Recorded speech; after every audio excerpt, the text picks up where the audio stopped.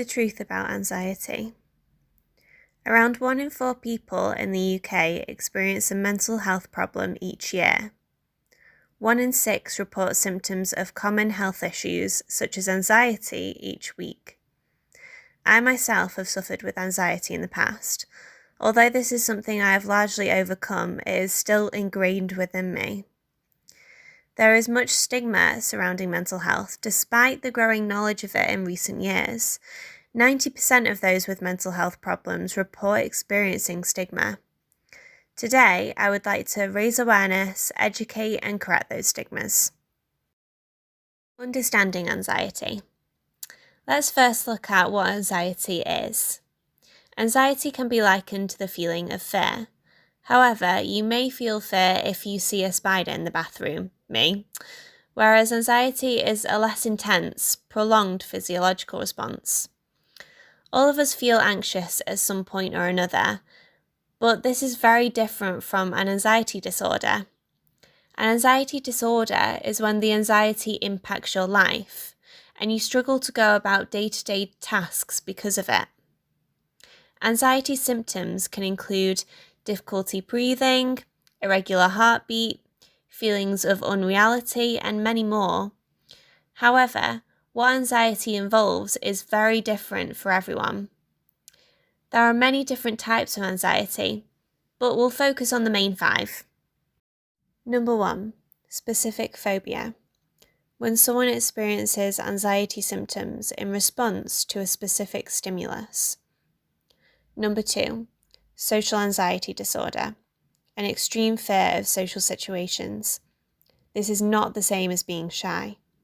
This is a crippling condition which renders the individual filled with anxiety and panic. Number 3.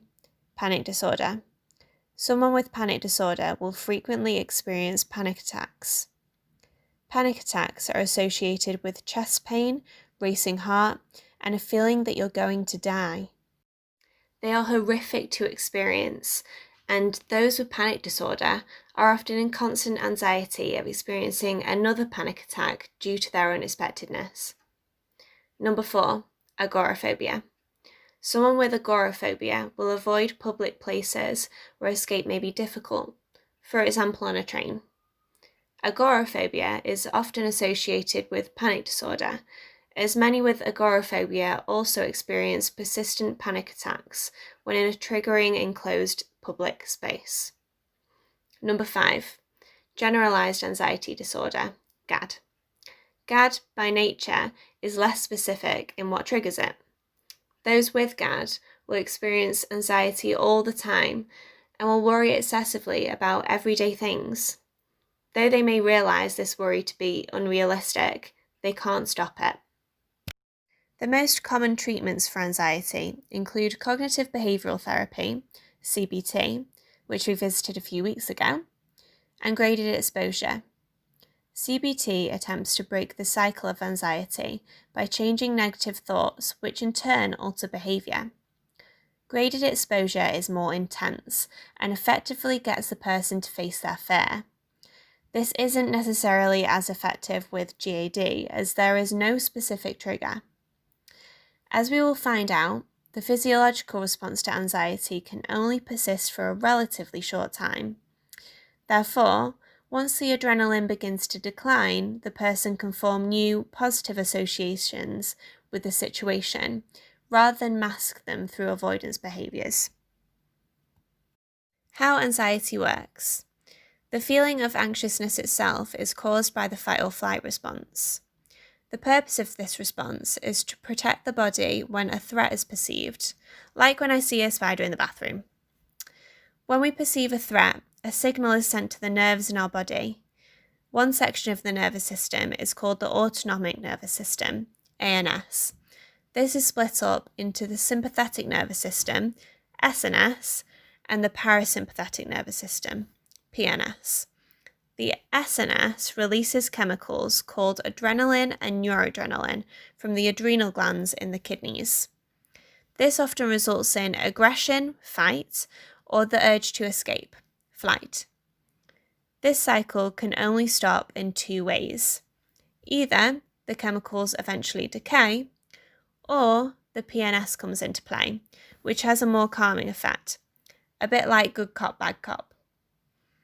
Many can still feel anxious even after these effects have reduced, as adrenaline and noradrenaline take a while to break down in the system. As the intention of the fight or flight response is to alert your attention to threat, this makes it difficult to concentrate on anything else. When there is no immediate threat, this causes you to look inward and get more anxious, as you may believe there is something wrong with you. This isn't the case. These feelings of anxiousness can sometimes result in panic attacks. This is not something over which people have control. Therefore, if you do have a friend or family member with anxiety, you should never blame them for feeling this way. It isn't as easily prevented as you might assume. What causes anxiety? It is thought that those with an anxiety disorder perceive the world differently from others. Perception can be thought of as how we experience the world.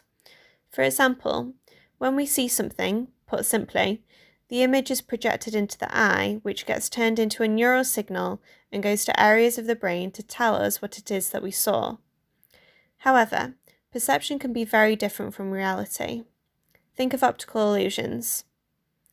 Ophir Laufer and others found that those with anxiety disorders tend to overgeneralize dangerous situations. For example, if I experienced a stressful situation with a spider, I may overgeneralize this fear and become anxious that I may have another experience like this. Very oversimplified, but this is the idea. They found that areas of the brain called the dorsal anterior cingulate cortex, DACC, and the putamen became more active during activities of loss and gain. This means that someone with anxiety disorder may overgeneralize experiences to infer that an event may occur in another instance, like my spider situation. This means that telling someone with an anxiety disorder that they're overreacting is not a very good way of helping them. Myth busting. When I was younger, I used to watch a program called Mythbusters. On Mythbusters, they used to debunk myths using science.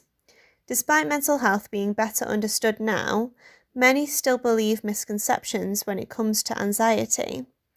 Let's do some myth busting with regards to anxiety. Number 1. People with anxiety can just snap out of it. In a word, no.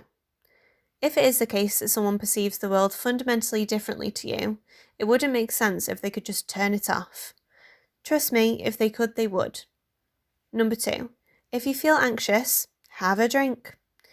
Some people believe that having a drink will make the person feel more relaxed. In some cases, this might be true. However, this is not true for all people. The feeling of relaxation actually comes from the belief that your anxiety may be reduced. There is no evidence to suggest that alcohol reduces anxiety itself. So, don't tell your anxious friend that they just need a drink. Alcohol can have different effects on different people, a bit like if you're an angry drunk or an upset drunk. You should not assume that alcohol may reduce someone's anxiety because this isn't the case. Number 3. People with anxiety just worry too much. Anxiety disorder is very different to just worrying. Many people worry a lot, but that doesn't mean that they have an anxiety disorder, and vice versa. Worrying too much doesn't have a massive impact on your day-to-day life. Anxiety disorder does. Number 4. If you have an anxiety disorder, you should avoid the things which make you feel anxious. Not true. As I said before, certain types of anxiety disorder can lead to avoidance behaviours. This is because those with anxiety disorders want to avoid the thing which makes them feel this way. Very understandable given how awful anxiety can be. For example, if someone had social anxiety disorder, this may lead them to avoid seeing their friends. However, this actually reinforces the notion that social avoidance helps and prevents the person from gaining disconfirming evidence. Treatments such as CBT, graded exposure, and others are better coping mechanisms.